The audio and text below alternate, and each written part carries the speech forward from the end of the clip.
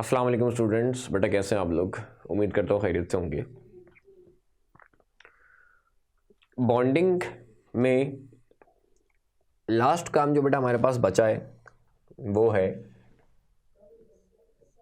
Theories of covalent bond. Covalent bond पे सबसे पहला जो काम किया था बेटा वो लुईस ने किया था कि दो आइटम्स के बीच कोवेलेंट बॉन्ड अगर बन रहा है तो आप एक के इलेक्ट्रॉन को डॉट से शो करो, एक के इलेक्ट्रॉन को क्रॉस से शो करो। ये कहलाता है डॉट क्रॉस मॉडल, या फिर लुईस ने इसको स्टार्ट किया था तो लुईस स्ट्रक्चर कहलाता है, या फिर इसमें आप इलेक्ट्रॉन बना रहे हो तो इलेक्ट्रॉनिक स्ट्रक्चर कहलाता है। ये सबसे बेसिक था।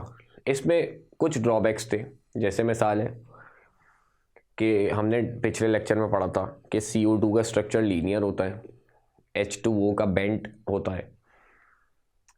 तो ये सारी बातें लुईस स्ट्रक्चर से डॉट क्रॉस मॉडल को सिर्फ ध्यान में रखते हुए समझ में नहीं आ रही थी। वहाँ मैंने आपको बताया था कि लोन पेयर में रिपल्जन ज़्यादा होती है, लोन पेयर बॉन्ड पेयर में कम होती है, बॉन्ड पेयर में कम होती है। इस रिपल्जन के ऊपर वो मॉडल बात नहीं करता था, डॉट क्रॉस मॉडल इस रिपल्जन के ऊपर बात नहीं करता था। इसी तरह जैसे मैंने कहा CO2 की ज्योमेट्री लीनियर बन रही है, H2O की बेंट बन रही है, तो मॉलिक्यूल की ज्योमेट्री के ऊपर भी बात नहीं करता था। मॉलिक्यूल की स्टेबिलिटी, उनका मैग्नेटिक बिहेवियर, बहुत सारी चीज़ें जो है वो आपको डॉट क्रॉस मॉडल से समझ में नहीं आ रही थी। तो उसको समझाने कुछ थ्योरीज आई मार्केट में। तो सबसे पहली थ्योरी जो हम इस लेक्चर में कवर करेंगे वो थ्योरी थी वेस्पर्ट थ्योरी, यानी valence shell electron pair repulsion theory. सही है, पूरा लाइन के बराबर इसका नाम है। इसको शॉर्ट करके हम वेस्पर्ट भी कह सकते हैं, valence shell electron pair repulsion theory. ठीक है। अब सबसे पहले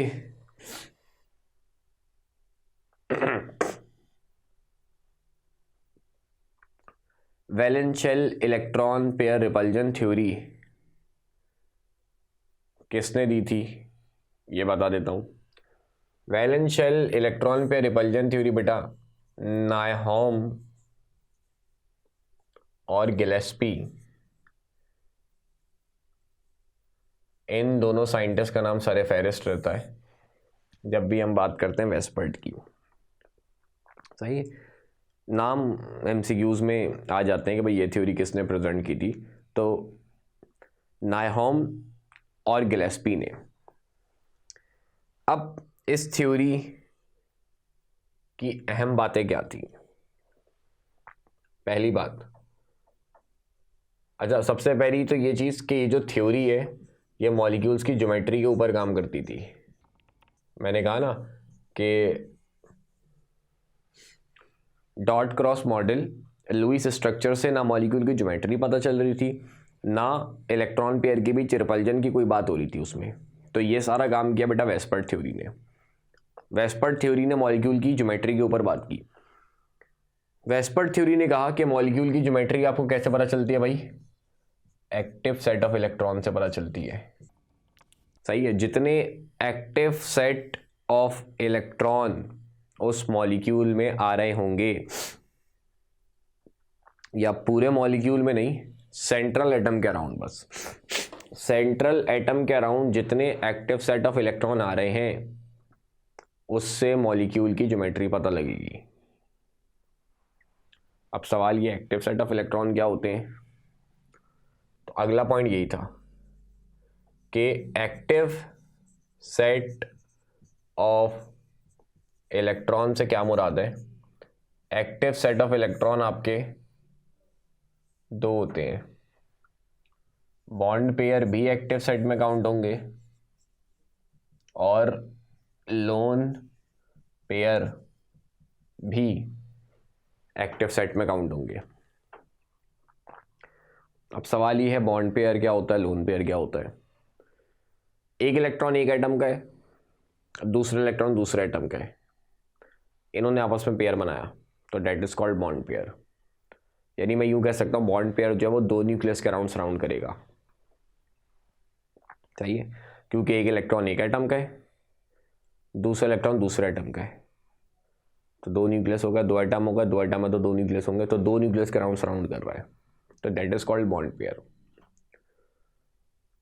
लोन पेयर क्या होता है, एक एटम एक इलेक्ट्रॉन का है, दूसरा इलेक्ट्रॉन भी उसी एटम का है, दोनों को कुछ और नहीं मिल रहा था तो दोनों ने आपस में पेयर बना लिया, तो दैट इज कॉल्ड, सही है। यानी लोन पेयर एक ही न्यूक्लियस के अराउंड घूमता है, बॉन्ड पेयर दो न्यूक्लियस के अराउंड घूमता है, जबकि लोन पेयर एक ही न्यूक्लियस के अराउंड घूमता है। तो ये बात अगर मैं आगे लिख दूं, इलेक्ट्रॉन पेयर विच सराउंड्स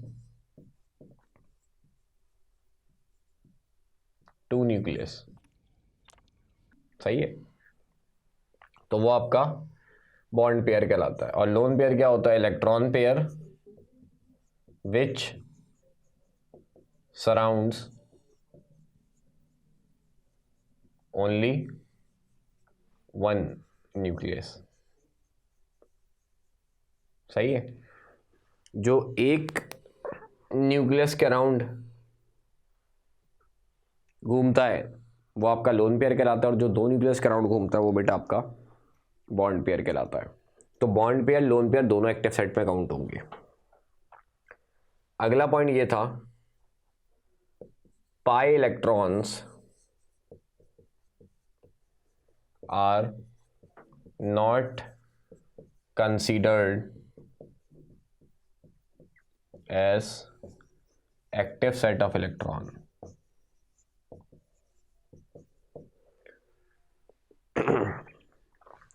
पाई, भाई देखो बॉन्ड पेयर जो है ना, दो एटम्स के बीच बॉन्ड बनता है, तो आप अगली थ्योरी में पढ़ोगे, फर्स्ट ईयर में पढ़ा होगा तो बता देता हूं, सिग्मा बॉन्ड होता है, पाई बॉन्ड होता है। तो जो सिग्मा बॉन्ड के जो इलेक्ट्रॉन हैं वो तो एक्टिव साइड में काउंट होंगे, मगर पाई बॉन्ड वाले एक्टिव साइड में काउंट नहीं होंगे। पाई बॉन्ड क्या होता है, दूसरा जो बॉन्ड बनता है दो एटम्स के बीच, दूसरा जो बॉन्ड बनेगा वो पाई बॉन्ड होगा, तो उसके इलेक्ट्रॉन एक्टिव सेट में काउंट नहीं होंगे, वो ज्योमेट्री में रोल प्ले नहीं करेंगे। खुद सोचो ना, दो एटम्स के बीच एक बॉन्ड तो बना हुआ है, अब अगर एक और बॉन्ड बन गया तो उससे ज्योमेट्री पे कोई फर्क पड़ेगा, बस ये है कि बॉन्ड लेंथ कम हो जाएगी, मगर एटम जैसे अरेंज है वो तो वैसे ही अरेंज रहेंगे ना, उनकी ज्योमेट्री उनका बॉन्ड एंगल तो वही रहेगा ना बेटा। तो पाई इलेक्ट्रॉन ज्योमेट्री नहीं बताते, यानी एक्टिव सेट में काउंट नहीं होते।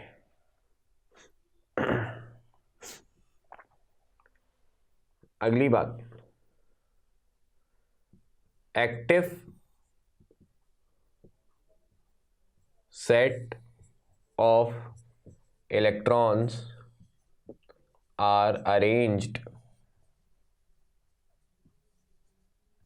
at an angle such that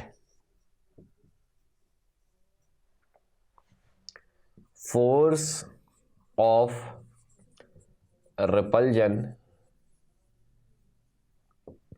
between them should be minimized। ठीक है, मैंने कहा ना लुईस स्ट्रक्चर में डॉट क्रॉस मॉडल में इलेक्ट्रॉन पेयर के बीच रिपल्जन की बात नहीं होती थी। भाई एक इलेक्ट्रॉन पेयर है, दूसरा इलेक्ट्रॉन पेयर एक दूसरे को रिपेल भी तो करेंगे, तो इस पे लुईस स्ट्रक्चर बात नहीं करता था, इस पे बात की वेस्पर्ट ने क्या कहा कि भाई दो इलेक्ट्रॉन पेयर है, एक दूसरे को रिपेल करेंगे, तो इस रिपल्जन की वजह से ये अपने आप को ऐसे एंगल पे ऐसे डिस्टेंस पे अरेंज कर लेंगे ताकि इनके बीच जो रिपल्सिव फोर्सेस है वो मिनिमाइज हो सके। जैसे हम एक ऑर्बिटल में इलेक्ट्रॉन को डालते हुए देखते थे ना कि एक इलेक्ट्रॉन डल गया, अब दूसरा इलेक्ट्रॉन जो है जब आएगा तो दोनों दूसरे को रिपेल करेंगे, तो वो अपने आप को ऐसी शक्ल में अख्तियार कर लेते थे ताकि इनके बीच रिपल्जन क्या हो सके, मिनिमम हो सके। एक क्लॉकवाइज घूमता था तो दूसरा उसके ऑपोजिट एंटी क्लॉकवाइज घूमता था। बिल्कुल वही सीन यहाँ पे होगा। एक इलेक्ट्रॉन पेयर है, अगर दूसरा इलेक्ट्रॉन पेयर आ गया, यानी सेंट्रल एटम के अराउंड 2 इलेक्ट्रॉन पेयर है, तो खुद सोचो, एक इस तरफ आ जाएगा, एक उस तरफ आ जाएगा, यानी 180 के डिग्री पे अरेंज हो जाएंगे। 3 इलेक्ट्रॉन पेयर आ गया अगर, तो मैंने कहा पंखे की तरह अरेंज हो जाएंगे, 120 के डिग्री पे एंगल पे अरेंज हो जाएंगे। तो कहने का मकसद ये सारी बातें वेस्पर्ड थ्योरी कहती थी कि भाई इलेक्ट्रॉन पेयर हैं, एक दूसरे को रिपेल करेंगे, तो इस रिपल्जन की वजह से ऐसे एंगल पे, ऐसे डिस्टेंस पे अरेंज हो जाएंगे ताकि इनके बीच रिपल्सिव फोर्सेस क्या हो सके बेटा, मिनिमम हो सके। ठीक है। और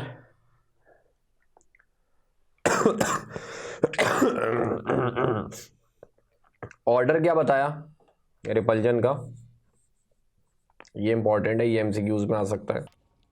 सबसे ज्यादा जो बेटा रिपल्जन होती है ना, वो लोन पेयर में होती है। सही है। सबसे ज्यादा जो रिपल्जन होती है बेटा वो लोन पेयर में होती है। उसके बाद लोन पेयर बॉन्ड पेयर में होती हैं। और सबसे कम जो रिपल्जन होती है वो बेटा बॉन्ड पेयर और बॉन्ड पेयर के दरमियान में होती है। तो ये रिपल्जन का बेटा ऑर्डर होता है। सबसे ज़्यादा रिपेल एक दूसरे को लोन पेयर करते हैं, फिर लोन पेयर बॉन्ड पेयर करते हैं, और सबसे ज़्यादा जो एक दूसरे को रिपेल करते हैं बेटा वो बॉन्ड पेयर, सबसे कम जो एक दूसरे को रिपेल करते हैं वो बॉन्ड पेयर करते हैं। रीज़न क्या है? इनकी डेफिनेशन, लोन पेयर एक ही न्यूक्लियस के अराउंड घूमता है, बॉन्ड पेयर 2 न्यूक्लियस के अराउंड घूमता है। तो जब बॉन्ड पेयर बेटा 2 न्यूक्लियस के अराउंड घूम रहा है तो उसमें अट्रैक्शन ज़्यादा है, अट्रैक्शन ज़्यादा है तो रिपल्जन कम है। तो दोनों बॉन्ड पेयर है तो रिपल्जन सबसे कम होगी। लोन पेयर एक ही न्यूक्लियस के अराउंड घूमता है तो इसमें अट्रैक्शन कम है, अट्रैक्शन कम है तो रिपल्जन ज़्यादा होगी। तो दोनों लोन पेयर है तो रिपल्जन सबसे ज़्यादा होगी। सही है। बीच में कौन आएगा? एक लोन पेयर और एक बॉन्ड पेयर। तो ये कुछ इंपॉर्टेंट पोस्टुलेट्स बेटा मैंने लिखे, सारे नहीं है, काम की बातें वेस्पर्ड थ्योरी की, वो मैंने आप लोगों के सामने लिख दी है। ठीक है। अब ज्योमेट्री कैसे पता लगाते हैं मॉलिक्यूल की वो देखते हैं। तो एक मैं टेबल सा बना रहा हूँ, चार्ट सा बना रहा हूँ।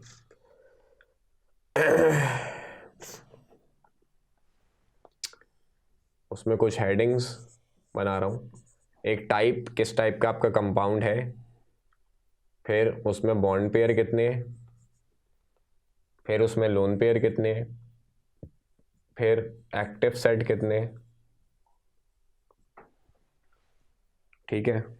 फिर आपकी ज्योमेट्री क्या है, फिर थोड़ा दूर दूर बना देते हैं। सबसे पहले किस टाइप का कंपाउंड है आपका, फिर बॉन्ड पेयर कितने हैं, लोन पेयर कितने हैं, एक्टिव सेट कितने हैं, फिर इंपॉर्टेंट उनकी ज्योमेट्री, फिर बॉन्ड एंगल, और सबसे आखिर में एग्जाम्पल्स।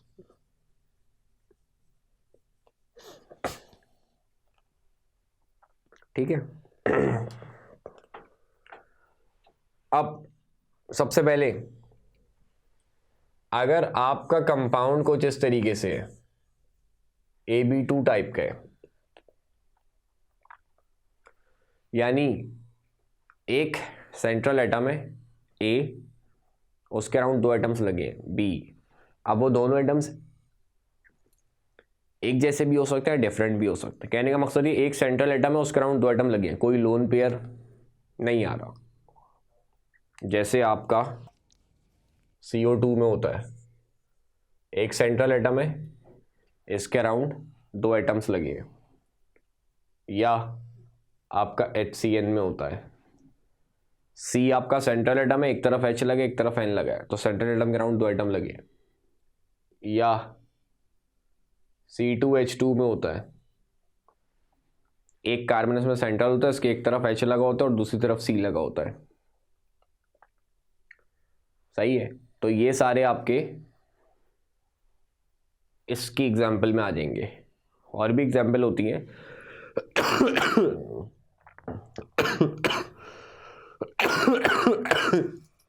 BeCl2, बेरिलियम के दोनों तरफ क्लोरीन लगा हुआ है, तो वो भी आपकी इसकी एग्जाम्पल में आ जाएगा। सही है। अब इसमें मुझे बताओ बेटा बॉन्ड पेयर कितने हैं।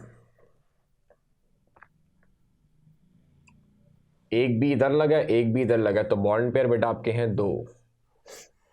ठीक है, बॉन्ड पेयर जब आपके 2 हैं तो लोन पेयर कितने आ रहे हैं बेटा, सॉरी लोन पेयर यहाँ पे एक भी नहीं है, क्योंकि बस दोनों तरफ आपके बी लगा है, कोई लोन पेयर मैंने शो नहीं किया, तो लोन पेयर आपके 0। एक्टिव साइड कितने होगा, 2 और 0, तो 2।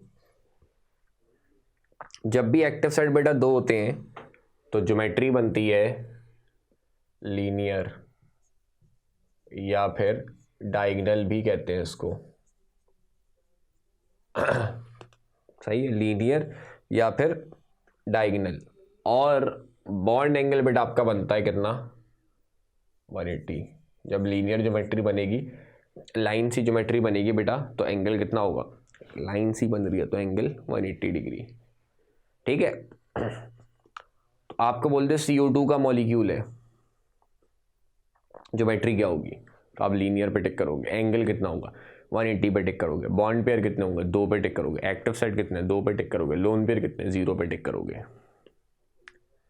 कहने का मकसद ये सारी हेडिंग्स जो मैंने बताई हैं सब MCQs में आ सकती हैं।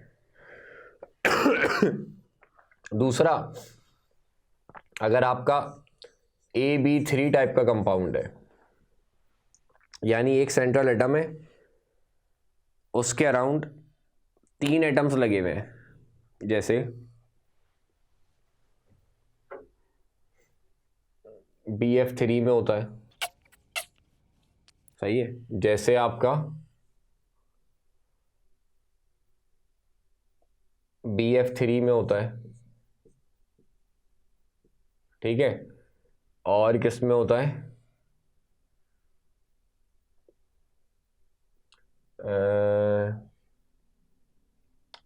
AlCl3 में होता है। C2H4 में एक कार्बन को देखो तो उसमें कुछ इस तरह का सीन होता है कि एक सेंट्रल एटम होता है। सही है, एक सेंट्रल एटम होता है, इसके अराउंड 3 एटम्स लगे होते हैं। तो अगर मैं बेटा यहाँ पे बात करूँ बॉन्ड पेयर की तो 3 है, लोन पेयर मैंने शो नहीं किया, इसका मतलब 0 है। एक्टिव साइड ऐड करो तो 3 है। जब भी एक्टिव साइड बेटा 3 होंगे तो ज्योमेट्री बनती है प्लेनर ट्रायगोनल।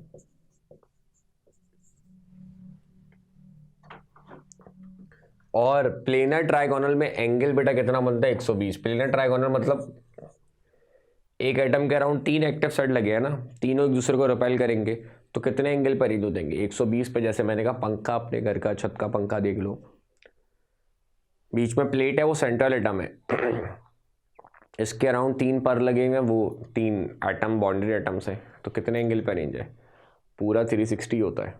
तो 3 से डिवाइड करो तो 120 120 120। अगर आपका AB2 टाइप का ही कंपाउंड है मगर लोन पेयर आ रहे पे, लोन पेयर आएगा तो मैं शो करूंगा। अब तक शायद आप लोग सोच रहे होगे लोन पेयर का कैसे पता चलेगा, आएगा तो मैं शो करूंगा।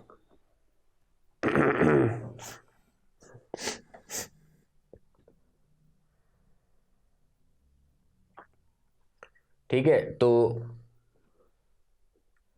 इसकी एग्जाम्पल हो गई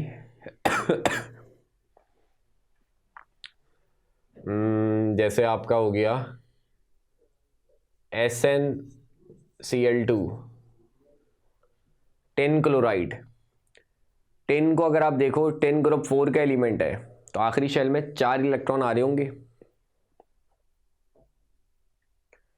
सही है, आखिरी शेल में 4 इलेक्ट्रॉन अगर आ रहे हैं, 2 तो Cl लगे, दो इलेक्ट्रॉन को कोई और नहीं मिलेगा तो ये आपस में पेयर बना लेंगे, या फिर SO2। सही है। सल्फर के आखिरी शेल में 6 इलेक्ट्रॉन है, तो 2 ऑक्सीजन के साथ जुड़े और 2 ऑक्सीजन के साथ जुड़े, ऑक्सीजन के साथ डबल बॉन्ड बन रहा होगा, 2 इलेक्ट्रॉन फारिग रह जाएंगे। सही है। तो दो बॉन्ड पेयर आ रहे हैं, एक लोन पेयर आ रहा है, तो ये इस कंडीशन के अंदर आएगा। तो इसमें अगर हम बात करें बेटा बॉन्ड पेयर की, तो बॉन्ड पेयर 2 हैं, लोन पेयर 1 है, 2 और 1 3। ज्योमेट्री इसकी बेंट सी बनती है। सही है। बेंट है तो क्या होगा, 3 एक्टिव सेट है बेटा, तो एंगल 120 आता है। अगर एक लोन पेयर आ गया तो पीछे ही मैंने पॉइंट में बताया, लोन पेयर बॉन्ड पेयर में रिपल्जन ज्यादा होगी, तो बॉन्ड पेयर एक दूसरे के थोड़ा सा करीब आ जाएंगे। ऐसा ही होगा, बना के दिखा देता हूं, फिर मैं उसको मिटा देता हूं। देखो जैसे BF3 आपका ऐसा बनेगा, बोरॉन है, इसमें 3 फ्लोरीन है, तो ये आपकी प्लेनर ट्राइगोनल ज्योमेट्री है, एंगल 120 है। लेकिन अगर लोन पेयर आएगा जैसे SnCl2 है, तो एक लोन पेयर आ गया, ये ज़्यादा जगह घेरेगा, तो Cl को एक दूसरे का थोड़ा सा करीब आना पड़ेगा, तो अब ये एंगल 120 नहीं रहेगा, ये तो 120 था, अब ये एंगल 120 नहीं है, ये 120 से थोड़ा सा कम हो जाएगा, क्योंकि ये एंगल बढ़ जाएगा। सही है। ये जो एंगल होता है बेसिकली ये बॉन्ड पेयर के दरमियान होता है। तो अगर एक लोन पेयर आ जाएगा तो फिर ऑब्वियस सी बात है बॉन्ड पेयर को थोड़ा सा करीब आना पड़ेगा, तो बॉन्ड एंगल आपका थोड़ा सा क्या हो जाएगा, कम हो जाएगा। सही है। तो लेस देन 120 वाले ऑप्शन पे टिक करना। एग्जाम्पल इसकी दोबारा लिख देता हूं।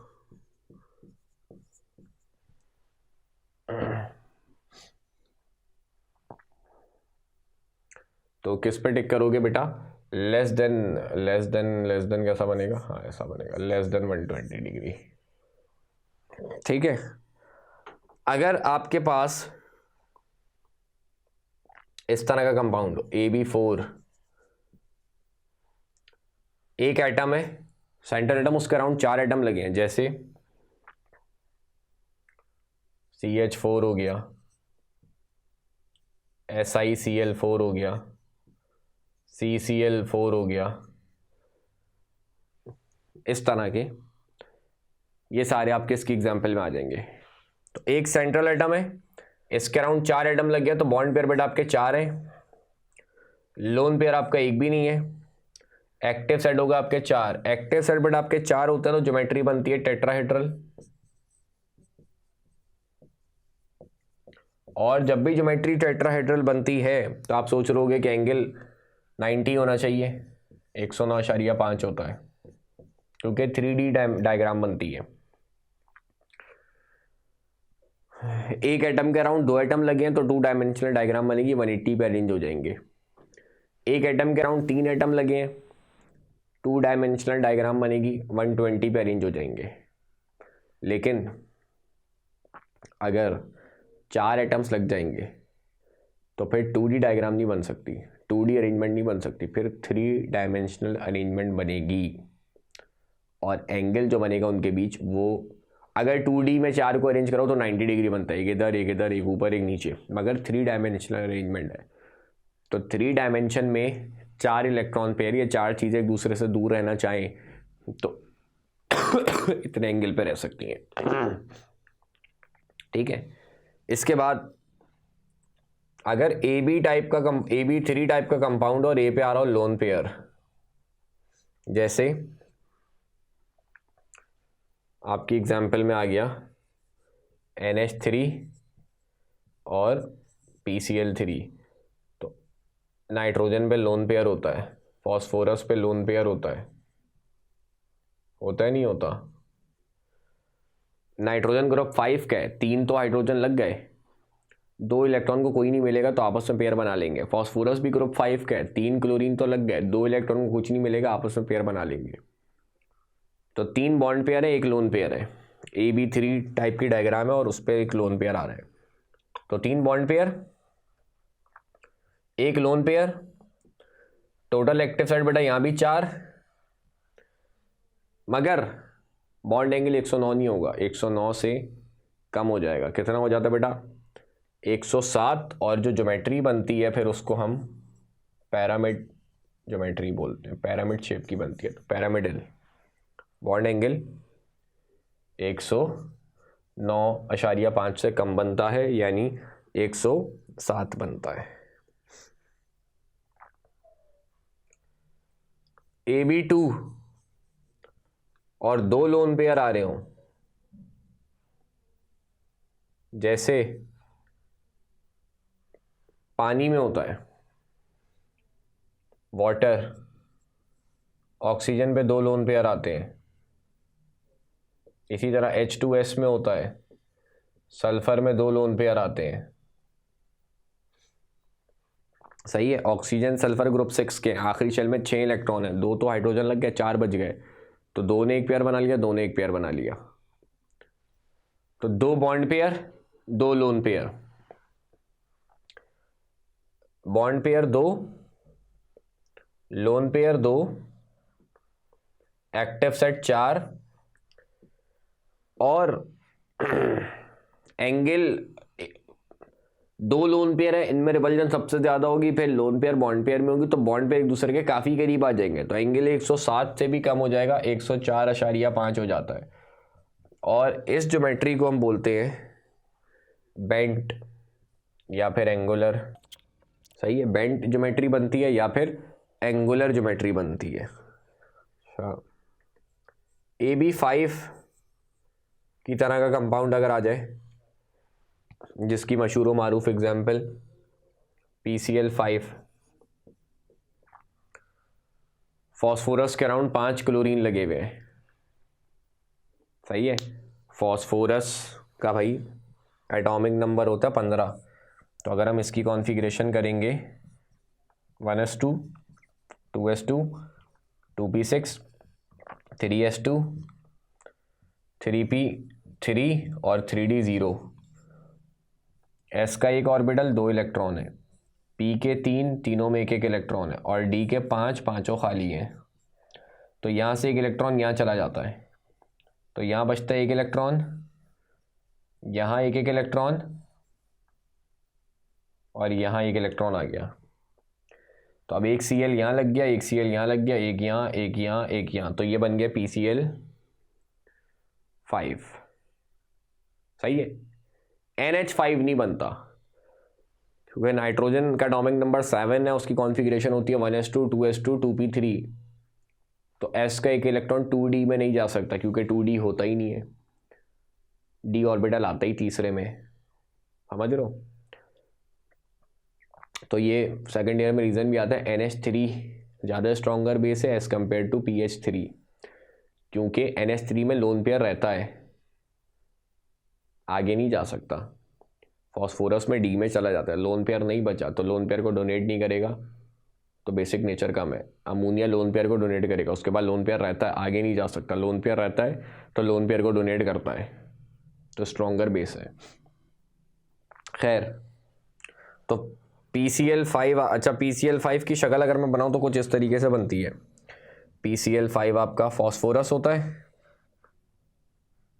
फॉस्फोरस होता है, 3 Cl तो वैसे ही लगा दो पंखे की तरह। सही है। कुछ पंखे के 3 पर, एक ऊपर लगता है, एक नीचे लगता है, कुछ इस तरह की शक्ल बनती है। यानी आप यूं कह लो पंखा है, अब पंखा ऊपर दीवार से लगाओ तो ऊपर की तरफ रॉड होती है, और एक मान लो प्लेट के नीचे की तरफ रॉड लगा दो, तो कुछ इस तरह की डायग्राम बनती है AB5 तरह के कंपाउंड की। समझे? बीच में सेंट्रल अड्डा में वो प्लेट हो गया, 3 पर वो ये 3 क्लोरीन हो गए। अब पंखा ऊपर छत से लगा है ना, तो उसकी ऊपर की तरफ रॉड जा रही है, एक रॉड कह लो उसके नीचे डाल दो, तो ये बन गया PCl5। तो एंगल अगर आप देखो बेटा, ये वाले एंगल पर के दरमियान तो वही होंगे 120, और ये वाले जो एंगल आपको दिख रहे हैं ये होंगे बेटा 90। ऐसा ही होगा डायग्राम। सोचो, पंखे को जहन में लाओ, 3 पर के बीच का एंगल 120 है और ऊपर जो रॉड जा रही है और नीचे की तरफ जो रॉड निकल रही है वो कितना एंगल बना रही है? 90। खैर एंगल पे तो आते हैं। 5 वो हो गए आपके बॉन्ड पेयर। लोन पेयर एक भी नहीं है। एक्टिव सेट आपके हो गए, एक्टिव सेट हो गए आपके 5। और जो ज्योमेट्री बनती है उसको ट्राइएंगुलर बाइपिरामिड कहते हैं। ट्राइएंगुलर